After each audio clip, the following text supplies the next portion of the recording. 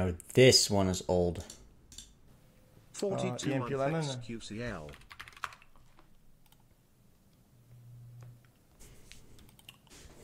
The invention of the automobile predates the invention of the airplane by just 17 years, which many may find surprising. After all, driving is far more simple than flying, so it stands to reason that we should have figured out one long before the other. But as it turns out, these two things have always been a lot closer than you'd expect. Officially, the first motor vehicle was patented by Carl Benz in 1886. It sold for the equivalent of $5,000 and at a top speed of 10 miles per hour. This humble contraption would usher in the automotive world we know today. And as soon as we had cars, it was only a matter of time before we started racing them. One of the pioneers of motorsport was a man by the name of Wilhelm Bauer, who would test drive vehicles for German automaker DMG. That sounds dangerous. On March 30th, 1900, Bauer was slated to race the company's new Phoenix model at the Turbie Hill Climb in France.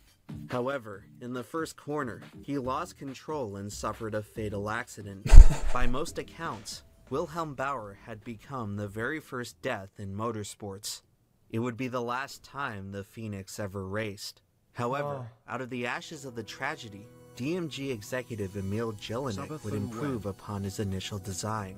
Over the next few months, he oversaw the development of a revolutionary new model. Unlike the horseless carriages that preceded it, this vehicle would be the first to truly resemble the cars of today. The Ford Ferrari. During the production process, Jelinek decided to title the model after his 11-year-old daughter. As fate would have it, this unsuspecting girl would forever be intertwined with the longest-running car brand in the world. Too much into some Her name corners. was Mercedes. The wide ones like the first five can be taken without breaking too much. Instead of heaving, braking, just let the car keep some momentum to keep your speed. Yes, but thank you. Yeah, you're right. I think the line's The following years, the new model would dazzle the automotive industry. Chad, you ever seen the video of the explaining that some dude would crank this? And this crank could fucking wind back and kill. Becoming popular with many of the most powerful people on the planet. Its meteoric success would turn DMG into a commercial juggernaut. In 1926, they would merge with Carl Benz's company to solidify the present-day nomenclature of Mercedes-Benz. By this point, the temperament of Germany had changed considerably. The car brand, which had originally shared its name with a Jewish child, would soon become the favorite of one Adolf Hitler. By the Second World War, Mercedes had to momentarily divert their resources away from car production, as their focus shifted from the road to the skies. Yeah, but then to the sky, back to fucking Mustangs. Several companies commissioned by the Third Reich to construct engines for German fighter jets. Mercedes' horsepower would be instrumental in the Blitzkrieg, which terrorized Europe for more than half a decade. All of a sudden, what was once a simple luxury car brand had fallen into an insidious fate. Yeah, Mustang, am I wrong? Guys, I'm pretty sure they took some of the plane's engines, and that's how the Mustang was born. To satisfy the enormous demands of wartime production, the company would resort to using forced labor, much of which came directly from concentration camps. When it was all said and done, the rest of the world had discovered a powerful omen. When Mercedes start flying, it's usually a sign that something has gone seriously wrong. Officially, the Germans surrendered in the May of 1945. However, in many aspects, the war never really ended. It had simply moved to a new battleground.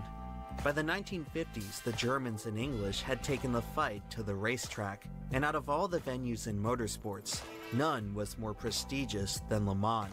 Since the birth of auto racing, France's premier endurance event has stood as the ultimate test of man It is and just machine. straights. For 24 hours, competitors must navigate the high-speed circuit, a process made especially challenging by the 3-mile-long Mulsanne Straight. The section is one of the fastest parts of any course in the world. Ordinarily a public highway, the road surface is bumpy and abrasive, placing tremendous strain on engines as vehicles approach their top speed. In order to win at Le Mans, race teams must strike a delicate balance between performance and longevity. This unique test of engineering skill would attract the industry's top manufacturers. By the 1950s, Mercedes had established itself as one of the teams to beat with their iconic Silver Arrow. They spent the early part of the decade trading wins with Jaguar and Ferrari, who had entered into an automotive arms race. By 1955, why didn't they make the endings triangular for the aerodynamics? The rivalry would reach its breaking point. Because it's the opposite. Years of rapid innovation had contributed to higher top speeds than ever before, beyond what the existing infrastructure was designed to support. An hour into the race, Jaguar driver Mike Hawthorne set the lap record for the circuit. Dude, it's just aerodynamics. Later, it has to be like the biggest disaster in a drop, a water drop. On the 35th lap, Hawthorne slowed abruptly. That's why to begin planes his pit have cycle, forcing Austin Healey driver Lance Macklin to swerve around him. In the commotion, Mercedes driver Pierre Levay. I mean, this got overcorrected though. What? Lance Macklin to swerve around him. In the commotion. Chad, this guy risked it to keep his position. Guys, let's be honest. Guys, this guy made a mistake. This guy was like, I'm not gonna lose a position because of this guy's mistake. And he tried to optimize that and keep his position. Mercedes driver Pierre Levay collided with Macklin, launching his vehicle airborne at over 120 miles per hour, directly into the crowd. And just like that, a Mercedes was flying again. Okay, dude. Okay, dude. In 1955, there was no fence protecting the grandstands at Le Mans. Debris from Levay's disintegrating car blasted the spectators at full force. In the blink of an eye, more than 80 people had perished.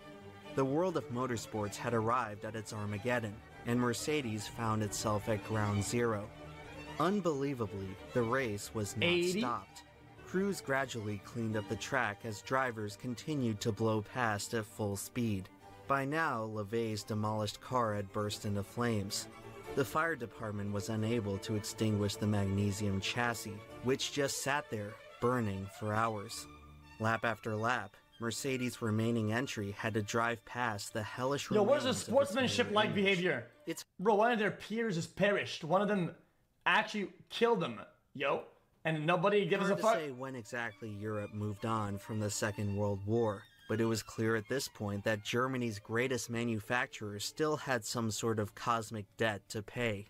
As night fell, Mercedes had taken the lead, and the gruesome details of the tragedy began to emerge. After hours of witnessing the same unnerving display, the team had seen enough. When the clock struck midnight, the race director decided not to tempt fate any further. Mercedes withdrew from the race, just 12 hours from victory. The decision effectively handed the win to Jaguar, as Mike Hawthorne, the driver who started this whole chain of events, hoisted the trophy the next afternoon. The aftermath... Yo, this guy needs to read the room. Yo, read the room. ...followed would not be so joyous. The tragedy prompted an immediate ban on motorsports across most of Europe, some of which remained in place until just 2 years ago. What? To this day, auto racing has never seen another disaster like it. Following months of government investigation, no one in particular could be found at fault. Hoping to appease whatever vengeful spirit they had angered, Mercedes would not return to Le Mans for the foreseeable future. And as for Mike Hawthorne, the curse of that dark day would eventually catch up to him. Just 4 years later, he was fatally injured in a road accident, losing control of his Jaguar while attempting to pass a Mercedes. No way! As the years went on, racing eventually returned. Le Mans received some much-needed safety improvements, and the cars that raced there went from looking like this. That's... Chad, who wrote the script? That's insane. As our understanding of aerodynamics improved, the speeds crept higher and higher. All the while, Mercedes... What happened in 74? Bro, they lost 8 miles per hour. ...watched from the sidelines. They saw numerous racing dynasties their brains fell off? Go, from Ferrari to Ford to the most dominant of all, Porsche. Oh, it rained. Maybe it was all that glory from a national rival that enticed them to get back into the fight. Maybe it was a new generation of leadership who had forgotten the superstition of the past. Either way, Mercedes decided the time had come to return to Le Mans. They just couldn't stay away. What's this video however, about? They didn't go in alone. Before committing to a full factory team, they They would have to completely rebuild their in-house racing program. In the meantime, they partnered with Swiss constructor Sauber, who would compete under the Mercedes banner. Their new model, the C8, was set to make its gallant debut at the 1985 running of Le Mans. Unfortunately, the new program got off to a rather inauspicious start. Not again, dude. Dude! Again?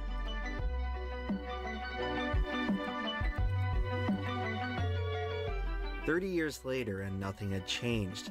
The moment Mercedes returned to Le Mans, they were once again sent airborne. Although this time, the circumstances of the incident were quite different. The front end gets light, and over 140, no one wants to lift off and fly to Hawaii. Oh! By the 1980s, race cars were beginning It's to just reach wind, it's unthinkable just the fucking... speeds, largely due to innovations in controlling downforce. As a car cuts through the air, the body can be sculpted in a way so that the resulting pressure sticks the car to the racing surface, increasing grip. However, at certain unstable orientations, downforce can be overpowered by lift, sending the car upward.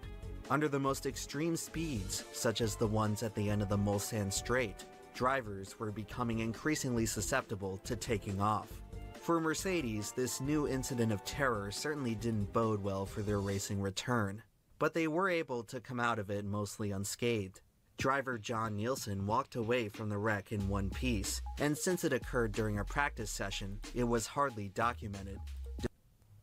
Dude, look, this guy's like fucking 5 meters in the air in a fucking speeding hunk of metal, and he didn't die? Despite the rude awakening, Mercedes would carry on. Starting in 1987, the team would debut the new and improved Sauber C9. Despite showing promising lap times, the model struggled to stay on track. 4 years into their Le Mans return, Mercedes had failed to finish a single race. But their fortunes would turn around after the return of a familiar foe. What the fuck is this? In 1988, Jaguar was victorious at Le Mans for the first time in 30 years. Without Perhaps no kills? This was the inspiration Mercedes needed to finally get their mojo back, because in 1989, the Silver Arrow re-emerged as the class of the field. On that day, Mercedes was unbeatable. In fact, the cars were so quick that they ushered in the end of an era. During qualifying, the Sauber C9 went just shy of 250 miles per hour on the Mulsanne Straight. Fearing another catastrophe, the race directors determined that they had to get the speeds under control. And so, starting in 1990, a pair of chicanes were installed to interrupt the fastest part of the track. Following the layout change, Mercedes lost all of its competitive edge. Just as they had finally hit their stride, they were sent back to the drawing board. After several more years of lackluster performance, just they put a jump in a landing on once again to focus on other racing endeavors. This time, however, they wouldn't be gone for long. After finding success in the FIA GT Championship, Mercedes decided to give it one more shot. With the millennium soon approaching, the manufacturer was closing in on their 100th year of racing. And what better way to... The manufacturer was closing in on their 100th... Holy shit, that looks fucking sick. Are you kidding me? Look at this thing, chat. 100th year of racing. And what better way to celebrate than by capping off the century with a victory at Le Mans? By now, Mercedes were finally ready to field a genuine factory team, so that the glory would be all theirs. Their first race back in 1998, they looked as if they hadn't skipped a beat by qualifying on pole. The triumph was short-lived, however, as both entries would retire from the race due to mechanical issues. But no matter, the cars had already proven they were fast enough. With a few tweaks, they should be able to stay on track and cruise to victory. In 1999, Mercedes returned to Le Mans with their pinnacle of engineering, the CLR, a machine that represented 100 years of innovation. And flying. The car had an unmistakable look, its most iconic feature being the familiar Mercedes stylization on the front end. Throughout the company's history at Le Mans, no other entry had undergone more extensive preparation. After 20,000 miles of testing, no major problems could be found. By all accounts, everything was coming together for the last hurrah of the Silver Arrow. Entering the race weekend, Mercedes unveiled their holy trinity. Guys, what's happening here? Come on, you guys remove the bullshit. Refresh what? 37 cuck.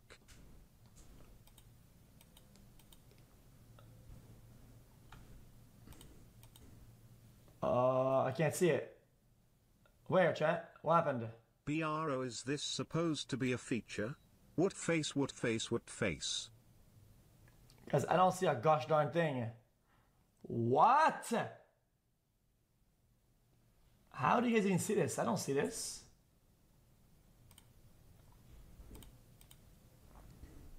Yo, Bibo here.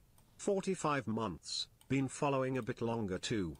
I watched you before college, during, dude, and now while I am watch in the my video, career as an man. EQ, sick and premature baby. Fucking bitch. Just wanted to say thanks, man. I don't see it. I am here for most streams. Look, I don't see it. I am here for most streams. Oh shit. I don't see it. I am here for most streams. Oh shit. I don't see it. I am here for most streams. What the fuck?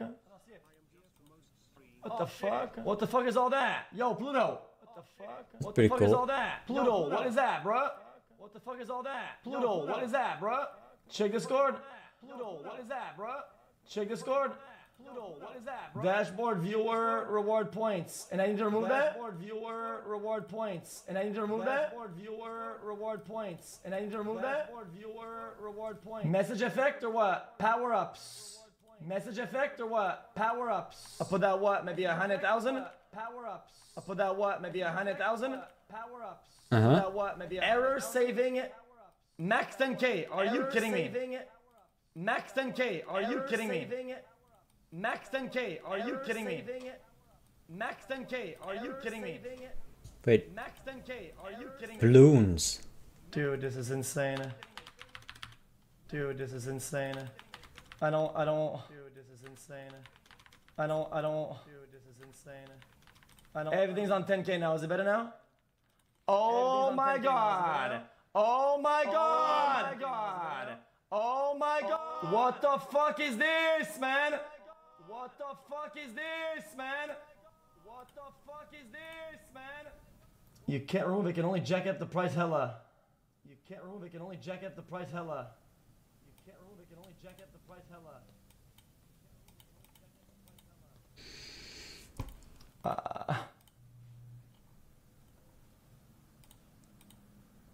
Is it better now? Is it better now? Is it better now?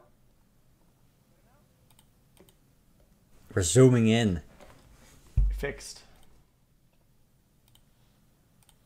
And 3 opportunities at making history. Over the next few days, the team would certainly rise to the occasion, just not in the way they had envisioned. No, not again, man.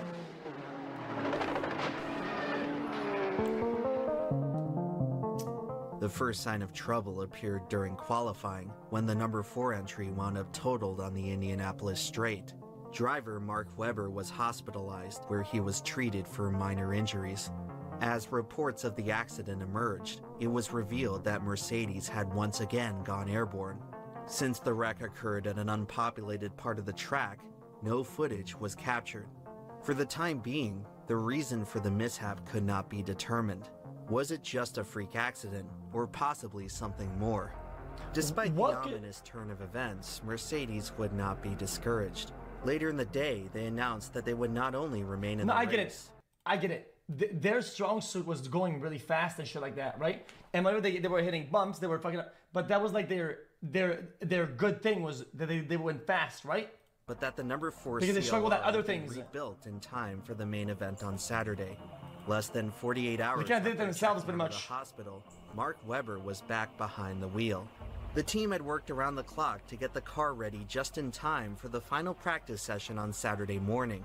When the trio reunited on track, they must have been feeling pretty inspired. Until it happened again. Dude, man, no way, man. It's got a car on its roof already. How on earth has this happened? This is amazing. This happened in the qualifying sessions. This car flipped over in qualifying, and it looks as though exactly the same thing has happened again. How on earth? If it wasn't already, Mercedes' little problem had now become known to the rest of the world. as television cameras caught a live view of Weber's car lying on its roof at the end of the Mulsanne Strait. The number 4 CLR had taken off for a second time. It was now clear that the first accident was no fluke.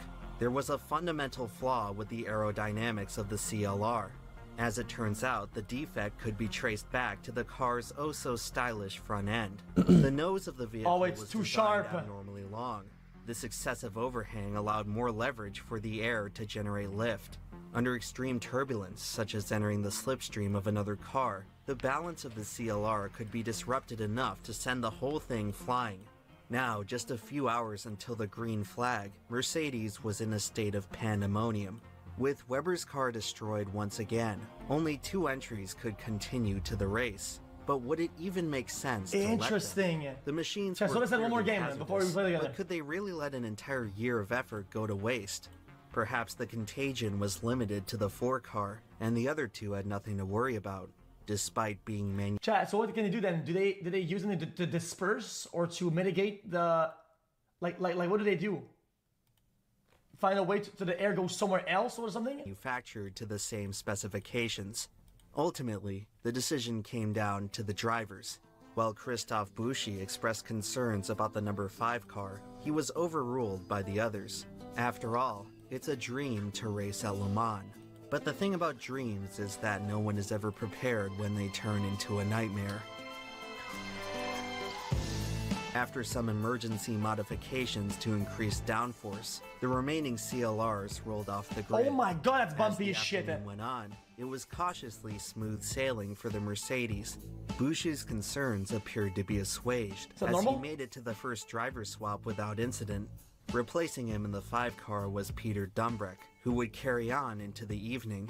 As dusk began to fall, Dumbreck had worked his way up to a battle for second with one of the Toyotas. When the pair entered the Indianapolis Straight, they turned to face the setting sun. With the drivers momentarily blinded, the Mercedes drew ever so close to the back of the Toyota. The rest, as they say, is history. Oh man, okay, dude. Okay, dude.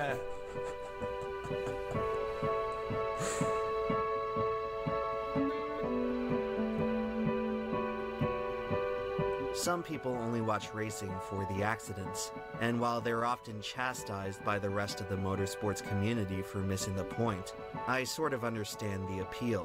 While it's easy to write off this side of racing as mindless carnage, there is something spectacular about it that speaks to us on a deeper level. In sports, there are plenty of stories about glory, but the wisest lessons are often taught by catastrophic failure.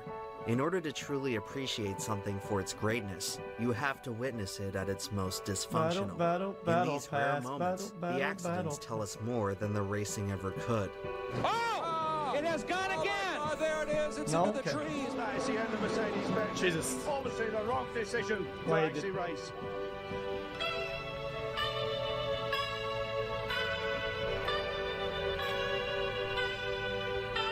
I didn't miss it, I saw it. Never could. Oh! It has gone again! Oh, there it is. It's into the trees. That is the end of Mercedes-Benz. Dude, it spun like a frisbee. The wrong decision to actually race.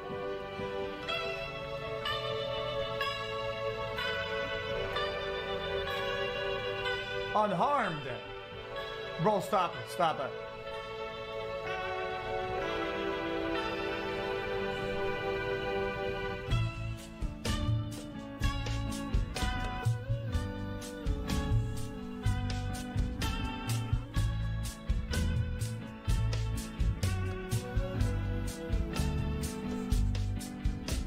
I got one more.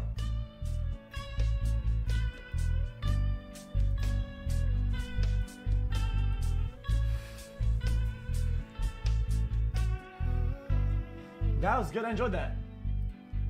That was good. No, he's not. He said one more.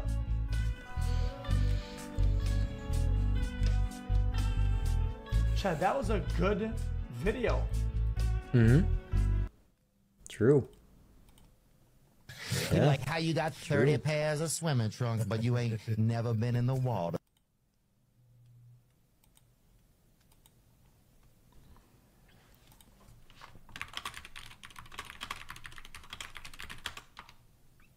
Cut.